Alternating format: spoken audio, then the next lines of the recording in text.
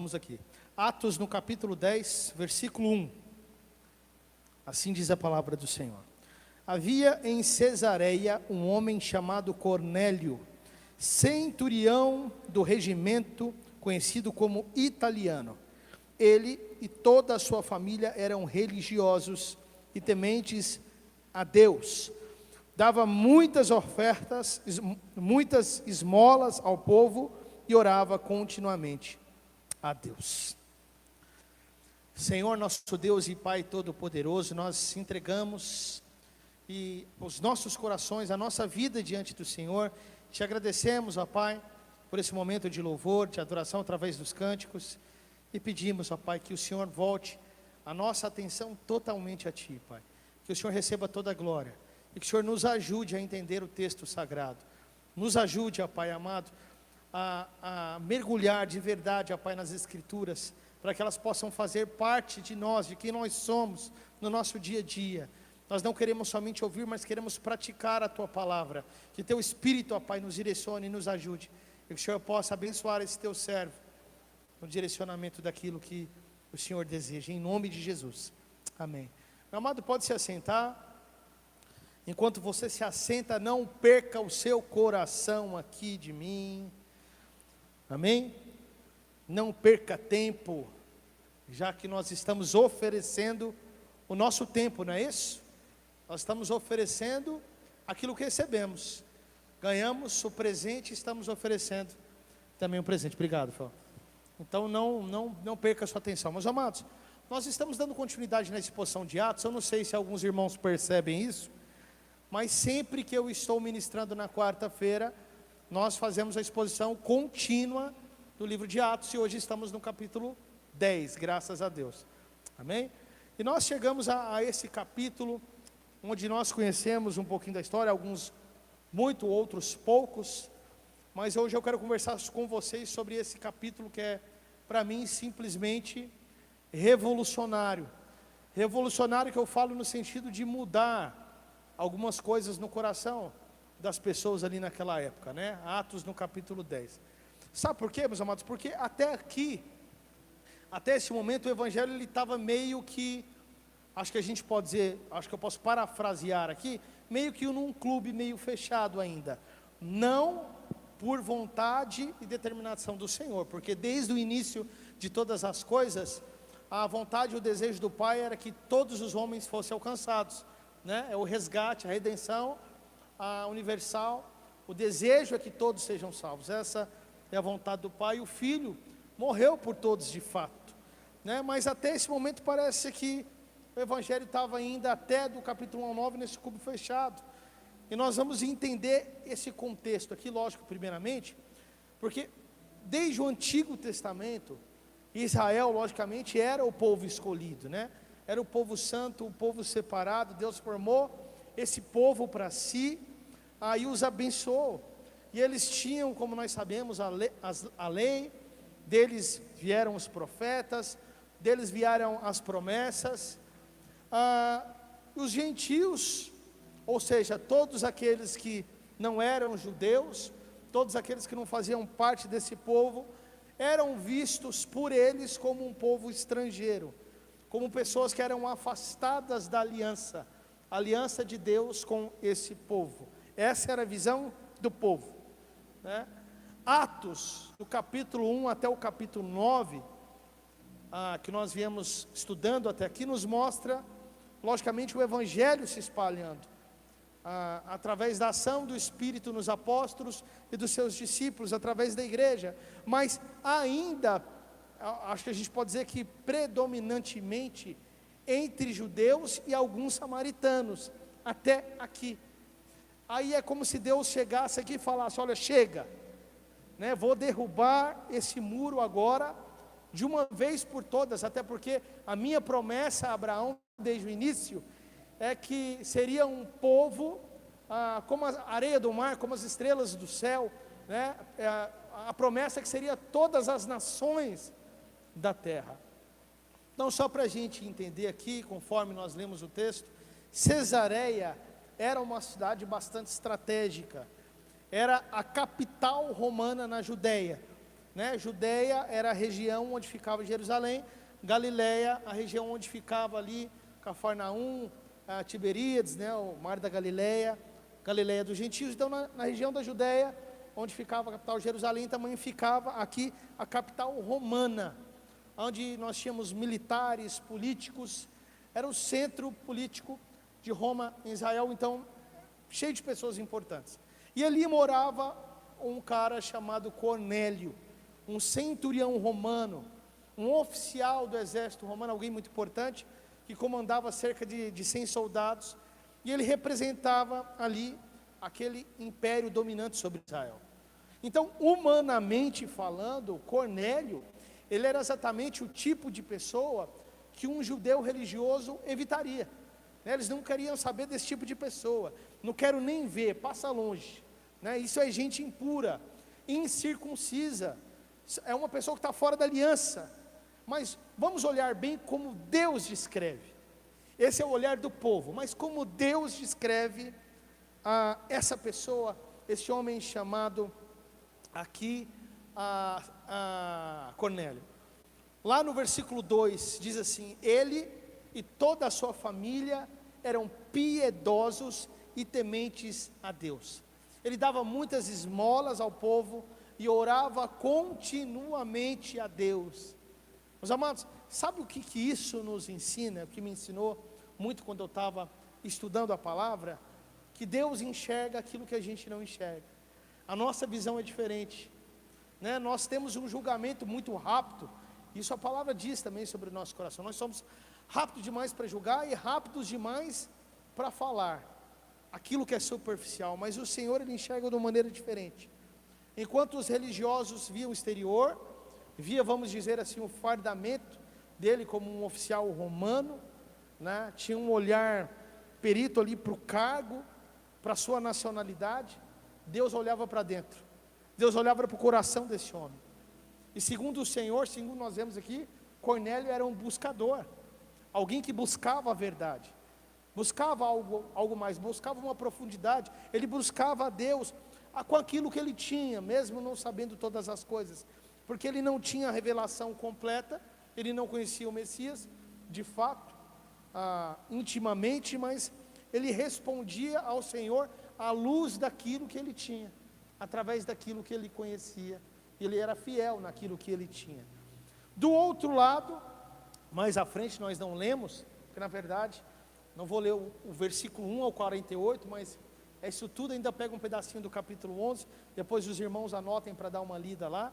Do outro lado, lá na cidade de Jope, nós temos o apóstolo Pedro, na casa de um homem chamado Simão, o curtidor. O curtidor trabalhava o quê? Com couro. Ele fazia esse tipo de trabalho, com peles de animais mortas. E esse não é um pequeno detalhe, esse não é um detalhe que nós podemos passar, porque pela lei judaica, lá em Levítico, tocar animais mortos ou lidar com cadáveres trazia uma impureza cerimonial. Então um judeu mais conservador, ele nem se aproximaria. Então Pedro, ele já estava hospedado ali, ele já estava vivendo esse contexto meio longínquo do que era a lei, né? Então assim, nós vemos que Deus já estava preparando o terreno, Deus já estava largando a mente dele antes mesmo da visão. Deus já estava tirando uma espécie de sensibilidade de Pedro para questões daquilo que é puro e daquilo que é impuro. Então nós temos duas histórias lado a lado, duas histórias paralelas, duas cidades separadas por cerca de 50 quilômetros aqui aproximadamente, e temos um só Deus orquestrando tudo nos mínimos detalhes. Amém, meus amados? Até aqui? Tranquilo? Só para a gente passar um tapete aqui, para a gente pisar nesse tapete e poder entender. Então, em primeiro lugar, o que eu gostaria que nós entendêssemos, e que você entenda nessa primeira parte, que o nosso Deus, Ele é especialista nisso. É um Deus que prepara os corações antes de mudar a história. É um Deus que prepara o coração antes de mudar aquela bagagem, de ajeitar um novo futuro, de trazer uma transformação para o presente. Uma coisa importante que nós temos de dizer: Cornélio não era salvo, ponto. Ele não era salvo. o texto diz coisas maravilhosas sobre ele, mas até aqui nós temos que trazer um ponto final para isso: ele não era salvo. Nós precisamos ser claros. Ele era um homem temente a Deus, naquilo que ele sabia, mas ele não conhecia o Messias, ele não conhecia Jesus Cristo, ele não conhecia aquilo que de fato nos traz a salvação, mas ele era sincero, ele orava, né? E nós sabemos que a oração, ela é um sintoma de fé, é um sintoma de quem crê. Ele ajudava os pobres, e nós sabemos muito bem que a generosidade é justamente o fruto de um coração que é transformado, e ele temia Deus. E como nós falamos no domingo pela manhã, o temor é o princípio da sabedoria. Lembra que nós falamos? É colocar Deus ali no seu patamar de Deus, santo, santo, santo, e eu no meu patamar de criatura. Honrar, respeitar, adorar a Deus por quem Ele é, sabendo quem eu sou. Então, o anjo chega e diz algo que é simplesmente maravilhoso, muito lindo. É no versículo 4, que as suas orações e as suas esmolas subiram como oferta memorial diante de Deus. Meus amados, você sabe o que é uma oferta memorial? No Antigo Testamento, lá em Levítico, as ofertas e os cereais, eles incluíam uma porção que era queimada no altar, era chamado justamente memorial. Subia como um cheiro suave ao Senhor, como algo que agradava ao Senhor, né? Algo que agradava o seu coração. Ou seja, Deus, Ele estava vendo, Deus estava atento, Deus estava vigilante àquele coração que era sincero. Deus estava vendo tudo que ele estava fazendo. Então a graça, o favor de Deus já estava operando ali, já estava despertando fé no seu coração, já estava atraindo aquele homem para mais perto daquilo que aconteceria daqui a pouco mais. Mas presta atenção comigo, a sinceridade de Cornélio não o salvou. Por mais que ele era sincero naquilo que ele fazia, mas a sua sinceridade não podia trazer-lhe salvação, mas o levou a buscar algo mais, o levou a buscar algo mais profundo. Ele estava no caminho, mas ele precisava ouvir aquilo que o salvaria, que é o Evangelho de Jesus Cristo, o Evangelho da cruz. Na carta aos Romanos, no capítulo 10, nos explica muito bem que a fé vem pelo ouvir, e ouvir justamente a palavra de Deus, a palavra a respeito do sacrifício de Cristo. E é exatamente por isso que quando nós olhamos para o texto, se os irmãos repararem, o anjo ele não prega, o anjo ele não faz nenhum tipo de pregação para Cornélio, mas o anjo ele é um instrumento de salvação. O anjo ele aponta somente o direcionamento, ele aponta o caminho. Só que o que acontece? Ele chama Pedro, ele chama um homem. Então a revelação completa viria através da palavra pregada por um homem chamado por Deus sobre o seu Filho Jesus Cristo. Isso nos revela duas coisas muito importantes e muito profundas que nós precisamos guardar no nosso coração. Primeiramente, que Deus ele prepara aquele que vai receber a mensagem. Ele prepara todos os detalhes, ele prepara o coração. Por mais que nós não estamos vendo, existe um preparo por trás dos bastidores.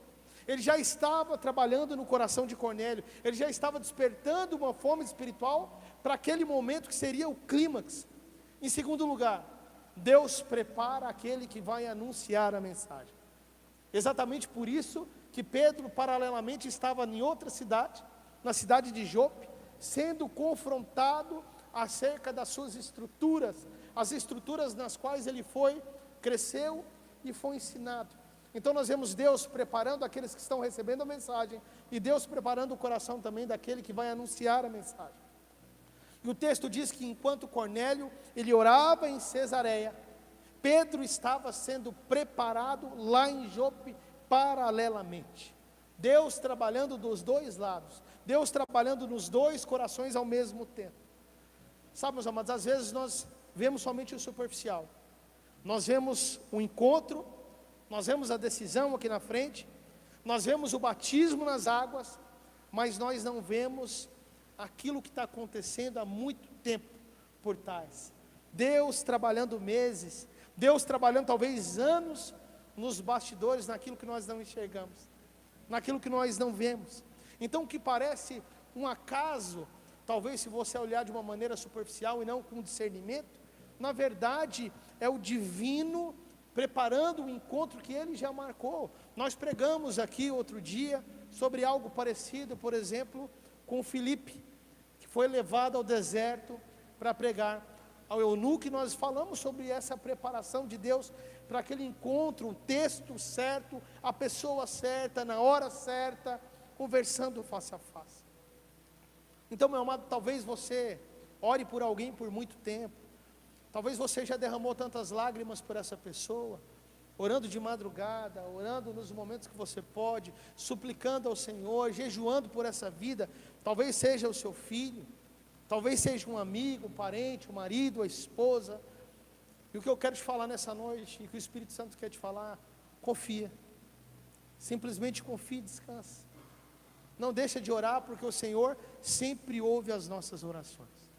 Ele sempre ouve, Ele é um Pai bondoso, Ele é um Pai misericordioso e compassivo.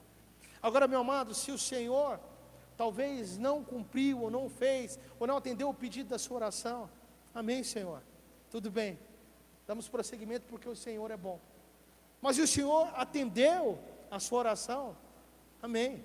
O Senhor também, até lembrei do Ricardo, lembrei da sua postagem, né? O Senhor é bom, o Senhor continua sendo bom, mas confia, né? Talvez Deus já esteja preparando as circunstâncias, os acontecimentos que você não pode ver, que você não pode enxergar, que você não é capaz, né?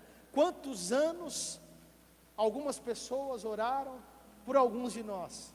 Quantos anos os joelhos já se dobraram por alguns de nós, e Deus atendeu as orações de alguém, de uma mãe, de um pai, de um marido, de uma esposa.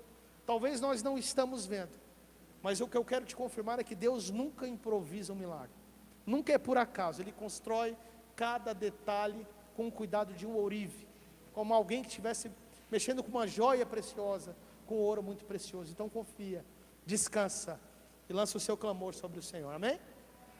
Segundo lugar, Deus é aquele que quebra os muros, quebra as barreiras, Ele quebra os nossos julgamentos, Ele quebra alguns achismos, ego, orgulho, alguns preconceitos, algumas convicções que nós temos.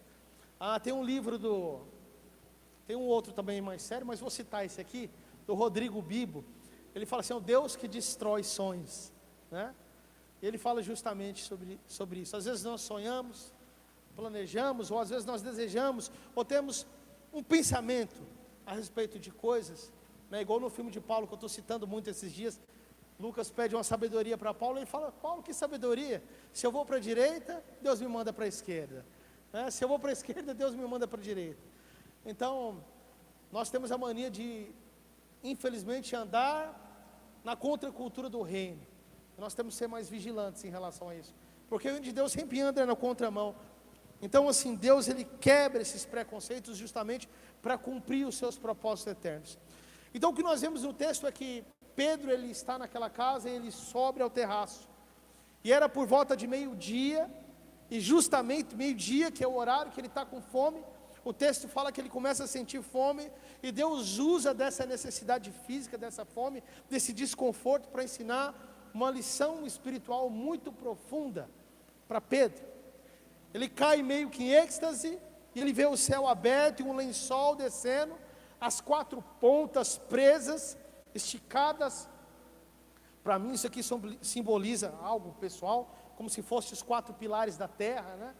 Os quatro pilares da terra, porque aqui não é sobre comida, é sobre gente, é Deus mostrando o mundo inteiro para ele, ensinando algo importante para ele. E ali sobre esse lençol existiam animais de todo tipo, quadrúpedes, répteis, aves, inclusive aqueles que a lei considerava imundos.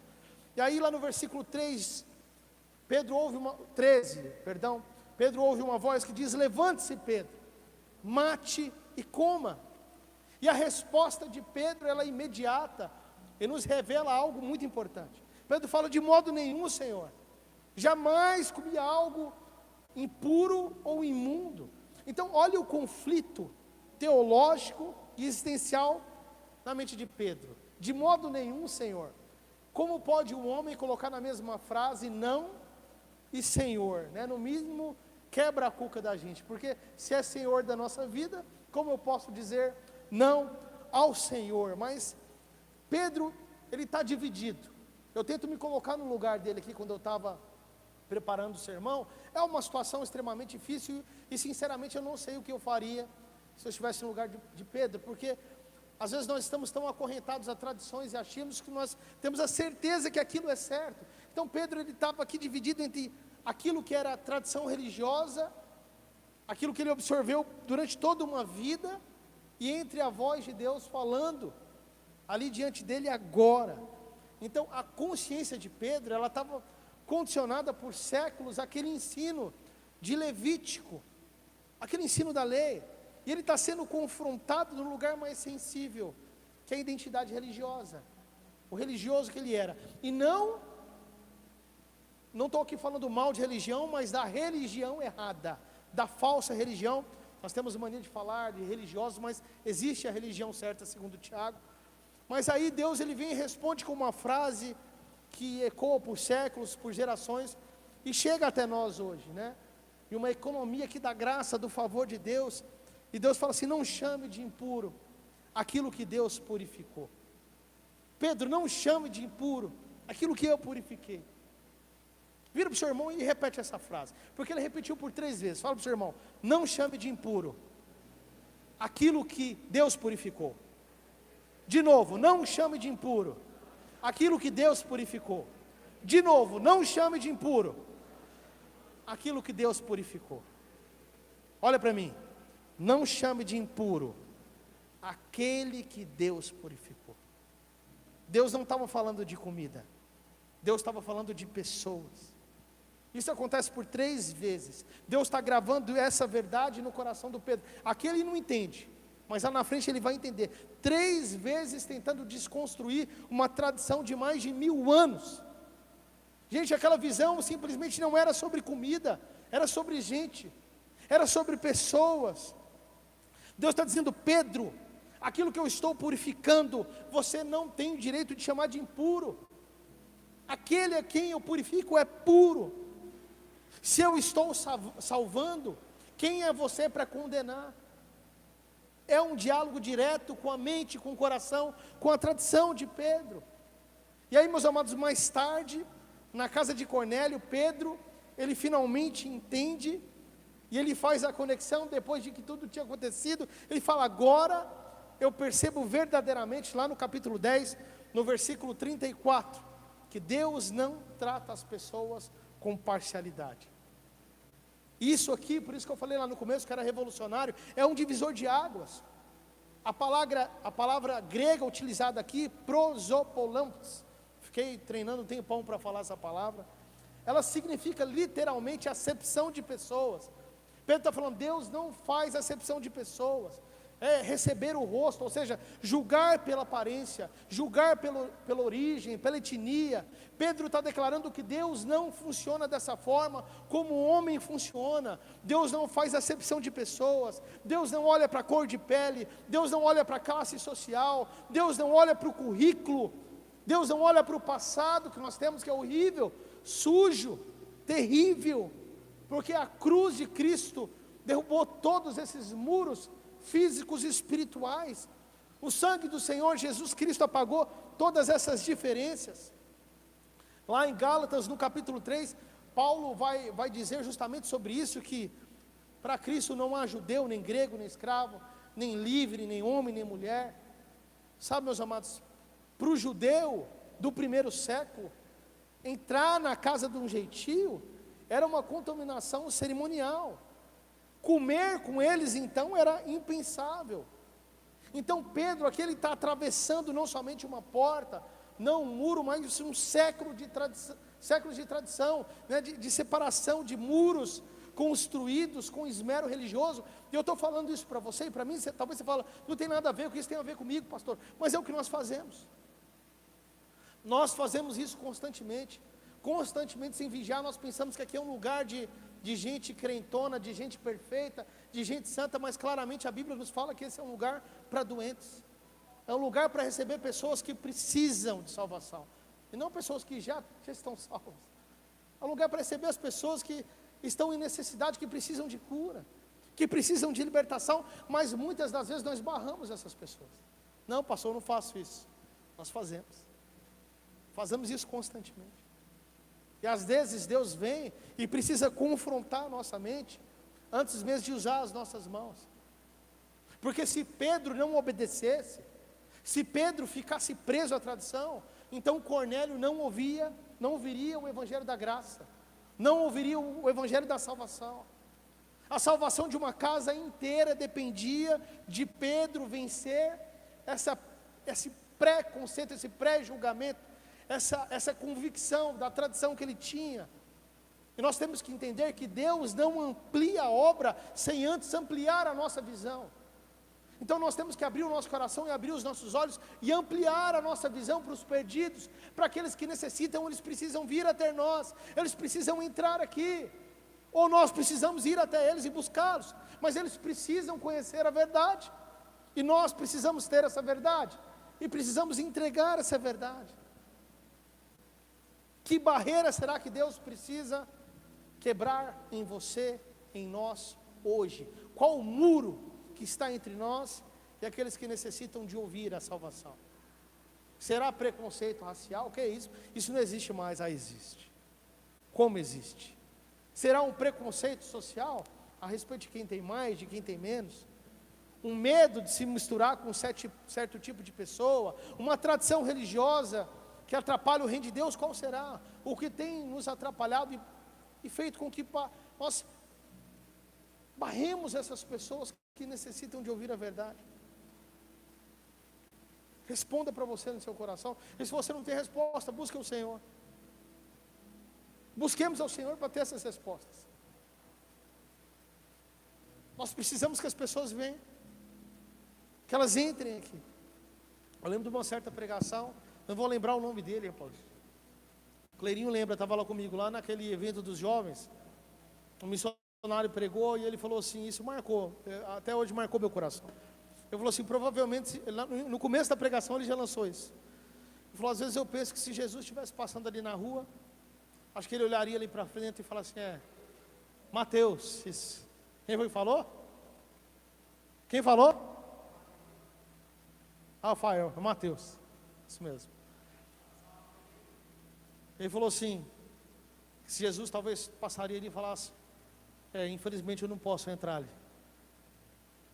Infelizmente aquelas pessoas não vão me receber. Infelizmente elas não vão me ouvir. Eu vigio e quero vigiar mais para que eu não seja esse tipo de pessoa. Para que eu possa ser pequeninos, aqueles que necessitam. Em último lugar, meus amados, Deus ele sempre vai confirmar a sua obra com poder e com transformação verdadeira. Pedro ele chega na casa de Cornélio, que já era um passo gigante, porque era um gentio. Cerca de 50 quilômetros a pé, provavelmente, não demorou um tempinho até chegar ali. E ele encontra uma multidão, já encontra pessoas reunidas ali, já estava junto com seus parentes, com seus queridos, pessoas íntimas ali reunidas naquele lugar. E o que Pedro faz? Ele prega Jesus. Ele prega o evangelho da salvação, ele resume o evangelho de uma forma simples e poderosa. Lá em Atos 10, 36, ele fala, vocês conhecem a mensagem que Deus enviou ao povo de Israel, que fala das boas novas de paz por meio de Jesus Cristo, Senhor de todos. E existem três na pregação de Pedro. Pedro simplesmente apresenta a vida de Jesus, ou seja, ele fala do batismo, da unção de Jesus, de como Jesus passou fazendo um bem. Ele fala sobre a morte de Jesus, de como eles o mataram no madeiro. Ele fala sobre a ressurreição de Jesus, de que Deus o ressuscitou no terceiro dia. Então Pedro está pregando o querigma, o anúncio central da fé cristã. Ele não está falando sobre filosofia, não está falando sobre autoajuda, não está falando de coisas complicadas, é simplesmente a história da salvação. Ele simplesmente está anunciando Jesus de maneira simples, não é teologia complicada, profunda, sistemática, não é isso, é Jesus. E olha que maravilhoso, isso aqui me impactou, porque eu fiquei emocionado enquanto eu estava preparando. Achei isso lindo e maravilhoso. Porque enquanto Pedro ainda estava anunciando Jesus, meu amado, ele não tinha finalizado. O texto diz que ele estava pregando, estava anunciando Jesus. O sermão não tinha terminado. Ele não faz o apelo, ele não chamou para frente, e algo impressionante acontece. Enquanto Pedro estava falando essas palavras, o Espírito Santo de Deus desceu sobre todos que ouviam aquela mensagem. E isso aqui é extraordinário e é diferente. Porque normalmente, pelo que nós vemos no livro de Atos, o Espírito Santo de Deus descia sobre as pessoas através da mão dos apóstolos. Havia imposição de mãos.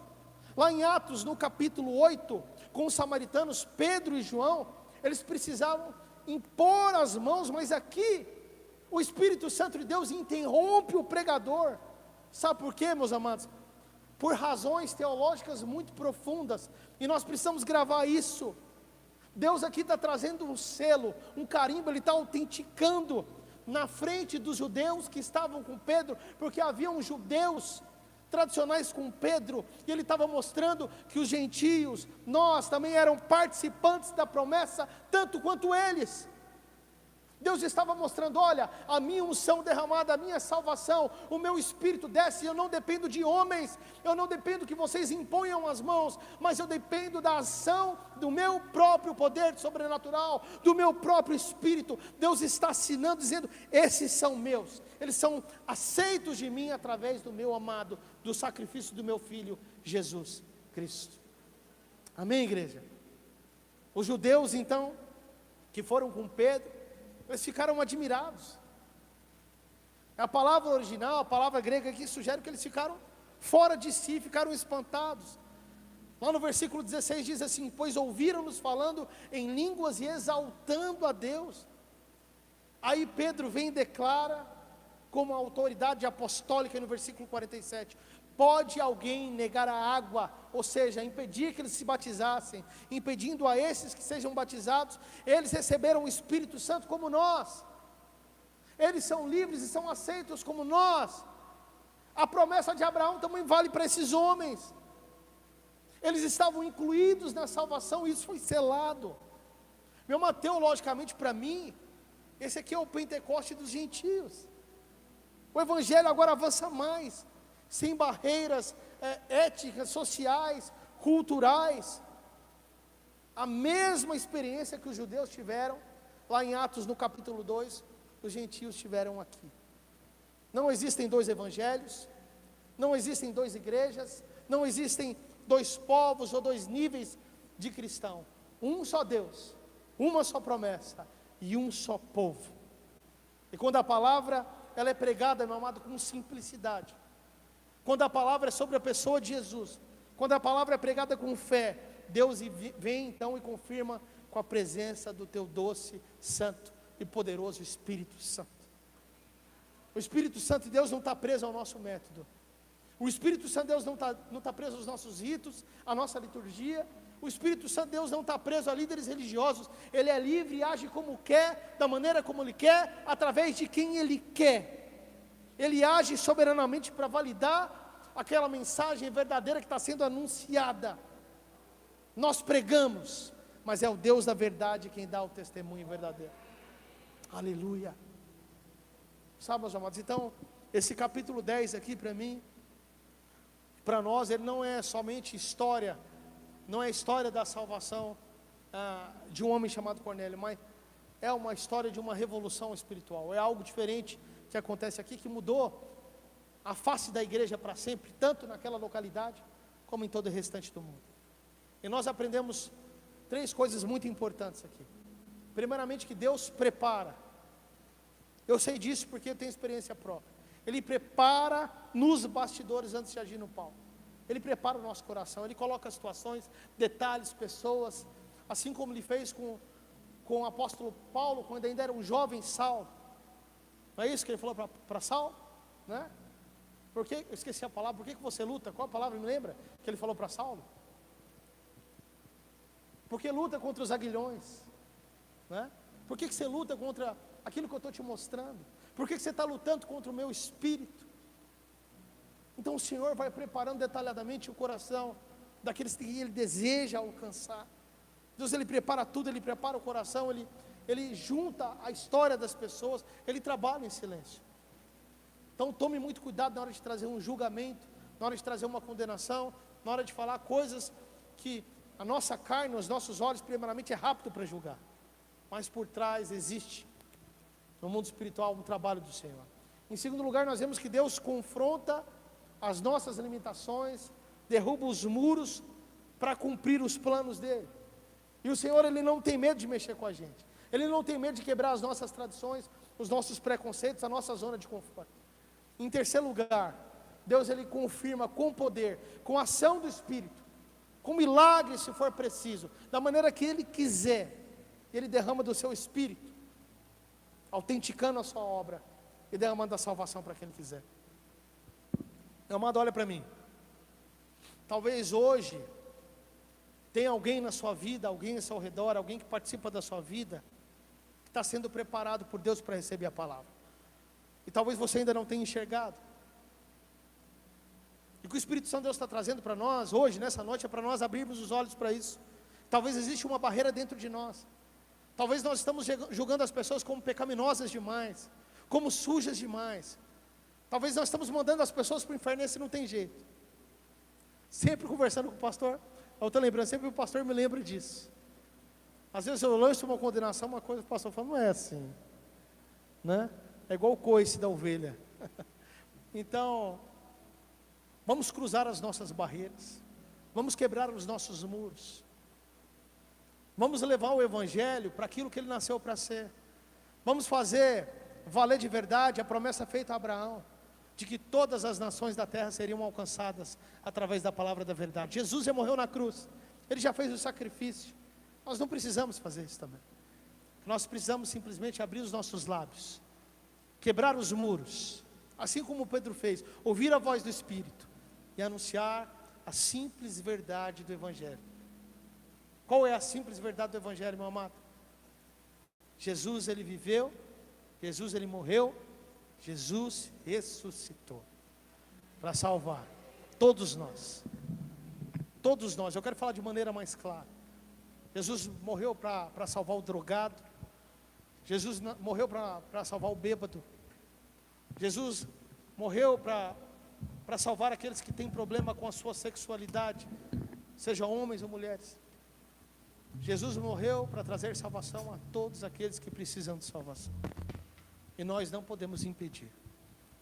Vou repetir uma frase de um guerreiro abatido nesse mundo, mas que já está na glória com o Senhor Jesus, pastor Vitor Hugo. Ele falava assim: na igreja pode todos, mas não pode tudo. Então eu não estou te falando que na igreja do Senhor Jesus pode tudo, mas eu estou falando que na igreja do Senhor Jesus pode todos, e nós não podemos levantar muros, precisamos abraçá-los, amá-los, e o que salva, logicamente, é a pregação da verdade, arrependimento de pecados, mas não fechemos os muros, quebremos os muros e anunciemos a verdade. Se arrependam, porque é chegado o reino de Deus. Amém, igreja? Glórias a Deus. Feche seus olhos, abaixe sua cabeça, onde você está.